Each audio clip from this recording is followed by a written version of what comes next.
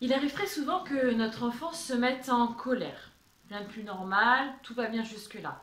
Mais aujourd'hui, je souhaiterais te parler de ces moments où on se retrouve un petit peu seul, désemparé. De ces moments où tous les regards sont braqués sur nous. Tu sais, ce petit moment où notre enfant a décidé d'hurler, de crier, de se rouler par terre. Et là, on se retrouve vraiment seul. On ne sait vraiment pas quoi faire, on ne sait pas quoi dire. Et on a besoin vraiment de comprendre, de trouver la solution miracle pour régler cette grosse crise de colère. On entend alors mille et un conseils, on pense avoir essayé toutes les méthodes possibles et inimaginables, et pourtant on est toujours au même niveau. Ou alors peut-être que tu cherches juste à comprendre le mécanisme qui est en place à ce moment-là dans la tête de ton enfant, et que tu aimerais avoir juste les clés, les bonnes clés, les bons outils pour pouvoir gérer ces moments un peu délicats. Que tu sois parent, grand-parent, professionnel de l'enfance, alors ne bouge pas, on va discuter de tout ça ensemble. Comment tu réagis à la dernière grosse crise de colère de ton enfant ou lorsque tu as vu un enfant faire une grosse crise de colère en public? Mets-moi un petit en commentaire ce que tu as ressenti à ce moment-là, qu'est-ce que tu as pu mettre en place, qu'est-ce qui fonctionne pour toi, qu'est-ce qui ne fonctionne pas. Au contraire, ça va permettre d'interagir un petit peu ensemble, de pouvoir en parler. Moi aujourd'hui en tout cas, je souhaite te parler de mon expérience et de l'évolution que j'ai eue mentalement par rapport à cette gestion de la colère, à cette gestion des émotions. Avant de devenir moi-même maman, ça m'arrivait de juger, comme tout à chacun, je pense. Et c'est facile de juger les autres parents, lorsqu'on n'a pas nous-mêmes fait cette expérience de la grosse crise de colère. Alors souvent, je m'entendais dire oula, quand moi je serai maman, ça ne se passera pas comme ça c'est sûr. Mes enfants, ils vont marcher droit. Et puis, je suis devenue maman. Alors au départ, quand on est maman d'un tout jeune bébé, d'un nourrisson, c'est plutôt calme, c'est plutôt tranquille, il ne fait pas des grosses crises de colère. Donc là aussi, on se met à juger les autres mamans qui ont des enfants un peu plus grands. Et on se dit parfois, oh là là, mais qu'est-ce qu'il est capricieux celui-là, hein. Il pourrait gâter ou quoi? Non mais attends, avec moi ça se passera pas comme ça c'est clair et net, hein. Et puis, mon enfant a grandi. Et puis c'était à son tour de faire des crises de colère.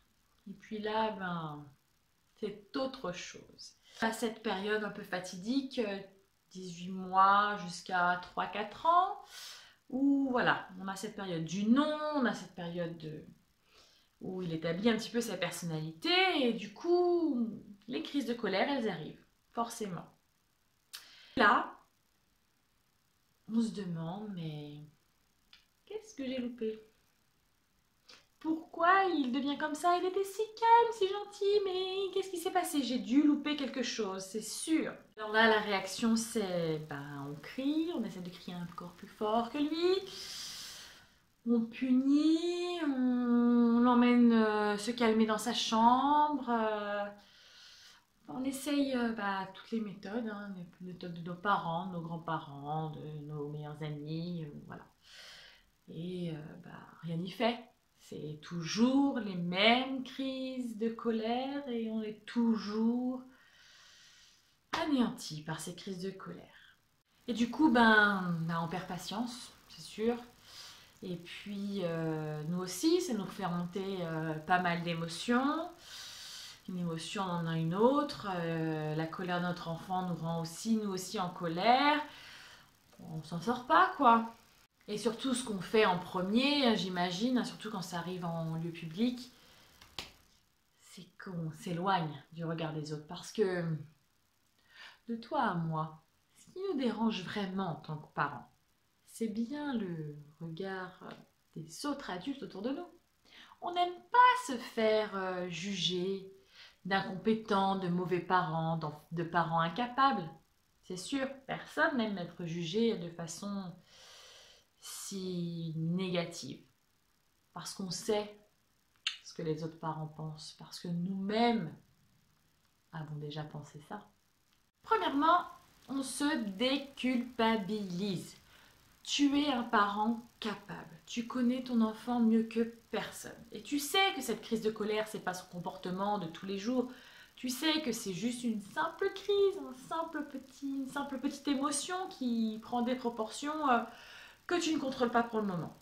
Tu fais de ton mieux pour l'élever, pour l'éduquer comme tu l'entends, comme tu penses être le mieux pour lui. Et des fois, tu perds le contrôle sur cette émotion parce que c'est une émotion tout à fait normale et c'est une façon de l'exprimer tout à fait normale pour un jeune enfant. À partir de 18 mois jusqu'à l'âge de 3-4 ans environ, l'enfant apprend qu'il a une personnalité propre, que c'est une personne à part entière, qui n'est plus rattachée à sa maman, par exemple. Et du coup, il apprend qu'il peut dire non, qu'il peut s'affirmer face à ses parents, face à sa nounou, voilà. Donc il va être un peu en mode test. C'est d'ailleurs à cette période-là, on appelle la période du non, vers 2 ans, où quoi qu'on dise, quoi qu'on lui demande, c'est non, non, je veux pas. Voilà. Donc ça, c'est vers l'âge de 2 ans environ. Et à cet âge-là, il commence un petit peu à parler, mais pas correctement. Il ne s'exprime pas complètement comme il le voudrait. Et du coup, des fois, il subit des choses par rapport à son environnement. Et les mots ne venant pas, la colère monte, il faut bien qu'elle s'exprime. Donc c'est l'explosion. Surtout le fait de ne pas pouvoir s'exprimer correctement, pas pouvoir dire vraiment ce qu'il a sur le cœur, enfin ce qu'il est en train de vivre, ça amène la frustration. Et la frustration, c'est la colère. Petit 2, il nous faut comprendre l'émotion de l'enfant. Qu'est-ce que l'enfant vit à ce moment-là ? Je ne sais pas si tu as vu ma première vidéo par rapport à la gestion des émotions, mais j'expliquais que le cerveau de l'enfant est bien trop immature pour gérer l'émotion, pour gérer l'information, pour gérer la frustration. Et du coup, vu qu'il ne sait pas l'exprimer par les mots, comme on l'a dit tout à l'heure, la colère va s'exprimer par les cris, par les larmes, en tapant, en se roulant par terre, etc. Il ne faut surtout pas oublier que l'émotion est une tempête dans le corps de l'enfant. C'est un vrai chamboulement pour le corps et pour l'esprit de l'enfant. Comme je l'ai dit aussi sur ma première vidéo, il n'existe pas d'émotions dites négatives. Toutes les émotions ont leur importance et doivent être exprimées avant qu'elles ne deviennent douleur. Si l'émotion n'est pas exprimée, alors elle s'intègre dans le corps et peut devenir douleur. Donc une colère qui n'est pas exprimée par l'enfant, ça devient alors douleur. C'est-à-dire, ça peut être des maux de ventre, des maux de tête ou toute autre douleur que l'enfant va pouvoir exprimer. On va mettre ça sur le compte d'un virus quelconque et en fait c'est juste une émotion qui n'a pas été exprimée correctement parce qu'on l'a empêché d'hurler, on l'a empêché de crier, on l'a empêché de pleurer, etc. Parce que ça se fait pas, parce qu'on est dans le public ou autre chose. Et la colère est vraiment une émotion qui aide à faire grandir. Parce qu'en fait la colère, elle sert à mobiliser toute notre énergie pour faire bouger les choses, tout simplement. Il y a quelque chose qui se passe dans notre environnement qui nous frustre, qui nous perturbe, et le corps réagit. Le corps se met en alerte et se met en mode attaque, en fait, tout simplement, pour pouvoir se protéger, en quelque sorte. On va prendre un exemple à taille adulte. Tu fais par exemple la queue depuis près de 10 minutes à la pharmacie, et là il y a une personne qui vient te doubler, sans scrupule, voilà. Comment tu vas réagir à ce moment-là ? Il y a certainement la colère qui va monter, donc tu vas certainement peut-être t'énerver, souffler, en fonction de notre caractère, voilà, on va avoir des réactions différentes, mais Tu vas certainement voilà, souffler très fort, montrer ton mécontentement, aller voir carrément la personne pour lui dire que ça ne se fait pas, ce qu'elle a fait, etc. En tout cas, voilà que ton émotion, que ta colère va te pousser à agir. Ça va bouillir en toi et tu vas réagir, ton corps va réagir et tu vas passer à l'action. Parce qu'en fait, le besoin qui est en cause sur cette émotion, sur la colère, c'est le besoin d'estime de soi. Si on se rappelle un petit peu de nos cours sur la pyramide de Maslow, chaque émotion est liée à un besoin fondamental. Et là, la colère est vraiment liée à ce besoin d'estime de soi. En gros, lorsqu'on a ce genre de situation, lorsqu'on se fait voilà, doubler sans aucun problème, on se fait griller la place sur la file d'attente, en gros, la réaction, c'est quoi? C'est de dire, mais attends, il se prend pour qui? Il m'a pas respecté, en fait. Il passe là, comme ça, sans problème. Clairement, notre estime de soi, notre besoin de reconnaissance, là, il est vraiment mis sur le tapis. Donc, on va se replacer maintenant au niveau de l'enfant. Si on imagine 2 secondes qu'on a le développement du cerveau de l'enfant dans cette situation précise, ça va être quoi notre réaction? On va se mettre à crier, à hurler, à taper du poing, à se rouler par terre. Voilà, c'est juste ça. L'expression de la colère est différente parce que le développement du cerveau est différent. Donc nous, en tant qu'adultes, on va comprendre qu'on est dans un lieu public, qu'on vit en société, qu'il y a des choses qui ne se font pas, on ne va pas arriver devant la personne et on va lui mettre un gros coup de poing parce que c'est ce qu'il mérite. Non? Voilà, on va prendre sur soi. Alors soit on va prendre sur soi parce qu'en fonction de la personne qui est devant soi, on va se rendre compte que elle n'a pas vu, etc. Peu importe, on ne rentre pas dans les détails. Mais l'enfant, lui, n'a pas cette perception de la vie en société, il n'est pas encore mature pour comprendre tout ça, donc du coup, sans filtre, il explose tout simplement. 3e petit point, on déculpabilise également l'enfant. Donc comme on vient de le voir, l'enfant, il ne sait pas ce qu'il fait, il ne sait pas que la crise de colère qu'il va avoir là, en plein milieu du supermarché, ça se fait pas, ça il ne le comprend pas. Donc du coup, on va tout simplement éviter les phrases du genre mais c'est n'importe quoi, arrête ça tout de suite, ou calme-toi, ou arrête de faire ces caprices là devant tout le monde, mais j'ai la honte à cause de toi.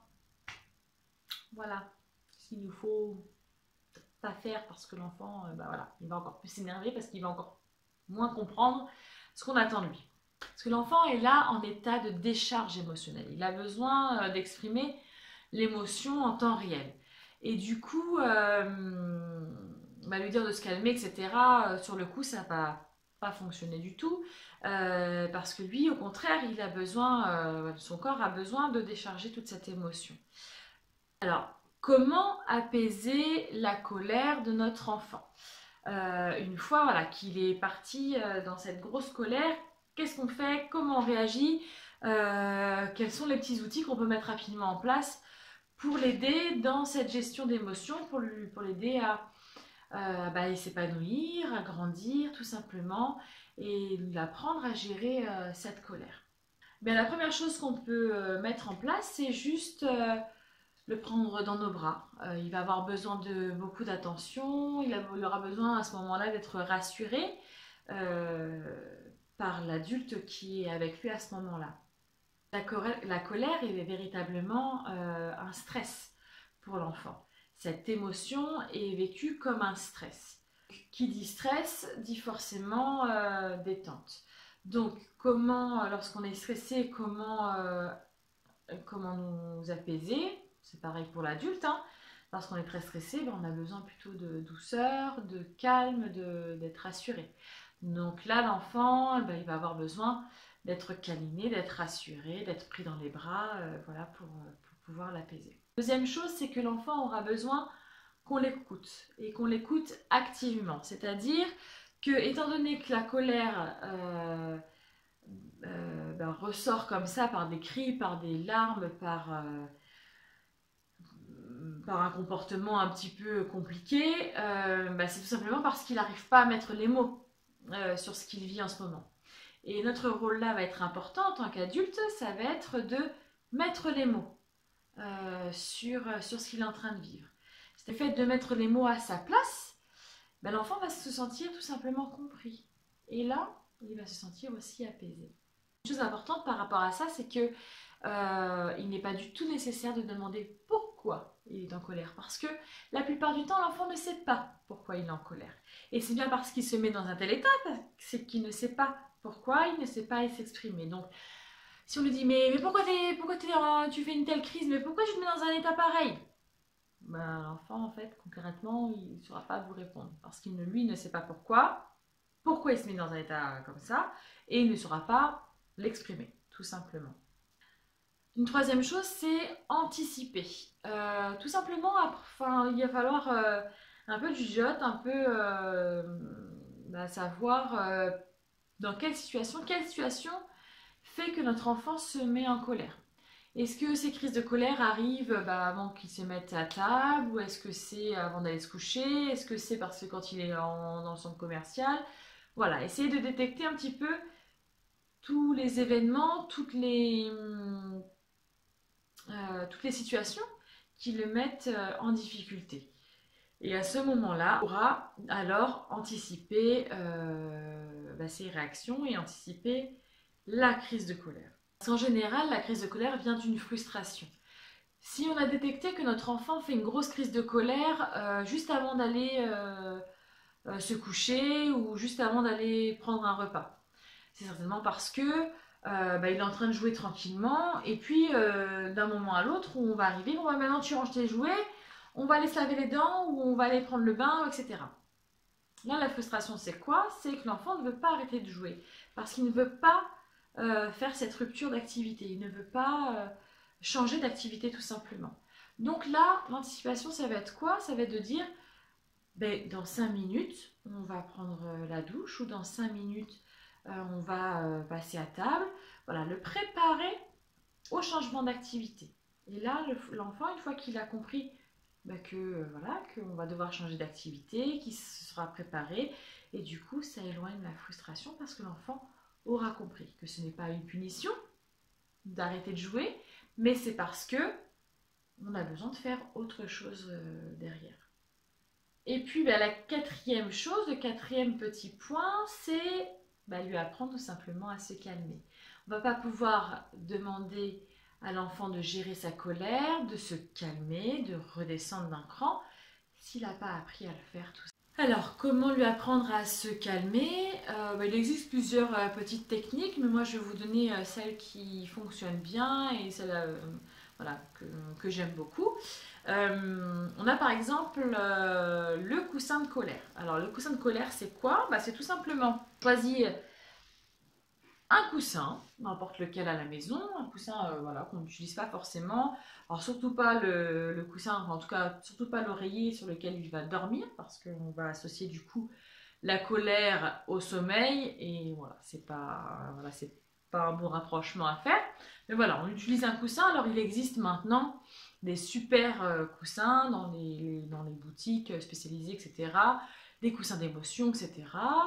Voilà, si vous n'avez pas envie d'investir dans un matériel quelconque, on prend n'importe quel coussin qui peut traîner à la maison, qu'on n'utilise pas forcément, qu'on ne trouve pas forcément beau, bref. Moi j'ai ce coussin-là, vous voyez, un coussin kaki, tout simple, tout basique, mais que j'utilise pas.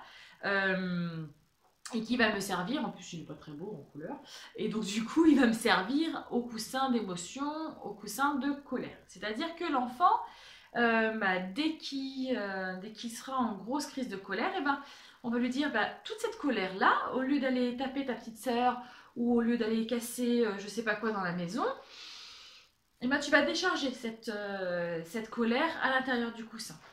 Et ce coussin-là, il pourra le taper, il pourra le lancer au sol, il pourra frapper dedans, il pourra hurler dedans s'il en ressent le besoin. Il pourra décharger toute sa colère dans son petit coussin de colère. Ça, c'est voilà, un exercice qui marche plutôt bien, qui marche bien même avec les plus grands. D'ailleurs, j'utilise surtout avec les plus grands, à partir de 7-8 ans, pré-ado, etc. C'est quelque chose qui marche vraiment très très bien, mais ça peut marcher aussi avec les tout petits.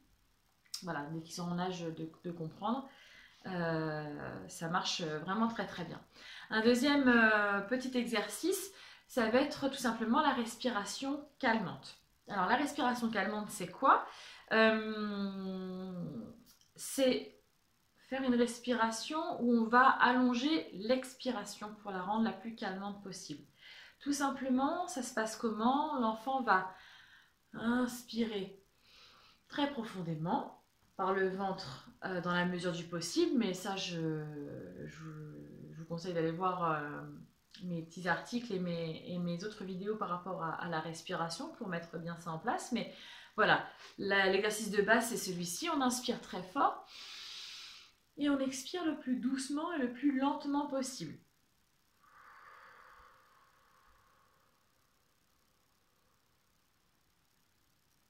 Tout simplement ça. Et cet exercice-là, en fait, envoie un message au corps de détente, de relâchement. Et juste ça, ça va le faire descendre en pression et ça va lui permettre de se calmer tranquillement, doucement. Parce qu'en général, quand l'enfant est en colère, il est très tendu, il est voilà, très tendu au niveau musculaire. Et le fait de travailler sur la respiration, ça fait relâcher l'ensemble du corps, ça fait relâcher ses muscles. Et là, tout simplement, le reste suit. Voilà. L'autre petit exercice que je peux vous proposer, c'est l'exercice du medley musical. En fait, vous mettez en place une petite playlist musicale, ça peut être juste uniquement 2 chansons. La première, ça va être une musique assez dynamique, assez entraînante, pour qu'il puisse bien décharger sa colère. Et voilà, il se défoule, il court, il saute, il crie le temps de la chanson. Et vous passez tout doucement sur une musique plus calme, plus tranquille, où là, il va falloir qu'il se pose, qu'il respire, pourquoi pas faire un câlin avec papa, avec maman. Voilà. Une fois qu'il a bien déchargé toute son émotion, qu'il a bien déchargé toute sa colère, encore une fois, au lieu de taper ou de casser quelque chose, voilà, il se décharge, il se défoule et sur la deuxième chanson, il se calme, il se détend, il se relâche. Alors après, s'il s'agit d'une grosse crise dans un lieu public, on pense souvent au supermarché, qu'est-ce qu'on peut mettre en place? Là, il va falloir juste focaliser son attention sur autre chose. C'est-à-dire que s'il fait sa grosse crise de colère parce que on lui a dit non pour le paquet de bonbons ou autre chose, peu importe, il va falloir focaliser son attention sur autre chose pour qu'il se concentre sur autre chose. Donc, mettez en place par exemple des missions. La mission super importante, c'est d'aller chercher les bananes. Trouver les bananes dans le supermarché et une fois qu'on les a trouvées, on a gagné un point, etc. Mettre en place des petits jeux avec l'enfant pour qu'il puisse se focaliser, se concentrer. Parce que le problème qu'il y a dans des espaces comme ça, comme les supermarchés, les parcs ou autre chose où il y a beaucoup d'informations, beaucoup de choses autour de lui, c'est que l'enfant, lui, il a beaucoup trop d'informations à capter, il n'arrive pas à faire la part des choses et du coup, il se stresse et il est frustré et du coup, il peut avoir des crises de colère. Quelques exercices que je voulais te partager par rapport à la colère. J'espère que cette vidéo t'a plu, qu'elle a pu te permettre d'y voir un peu plus clair sur cette émotion. Je te donne rendez-vous sur une prochaine vidéo sur une autre émotion. En attendant, une dernière petite question. Et toi, t'en es où avec ta colère? Parce que tout simplement, un dernier petit conseil, les enfants sont des véritables éponges émotionnelles. Et du coup, si toi-même, tu n'es pas en phase avec la colère, si tu n'es pas en phase avec cette émotion, bon, ça va être difficile pour toi de dire à ton enfant de se calmer, de gérer sa colère, si toi-même, tu as du mal à le faire. Donc, tout simplement ça, réfléchis à ta façon de faire par rapport à l'émotion. Et puis les exercices qui sont valables pour les enfants sont aussi valables pour les adultes. Voilà, donc je te dis à très très vite sur des prochaines vidéos. N'hésite pas à mettre un petit pouce j'aime si cette vidéo t'a plu, à le commenter, à le partager, etc. À mettre ce que tu en as pensé. Et puis on se dit à très très vite pour d'autres astuces pour un quotidien plus zen.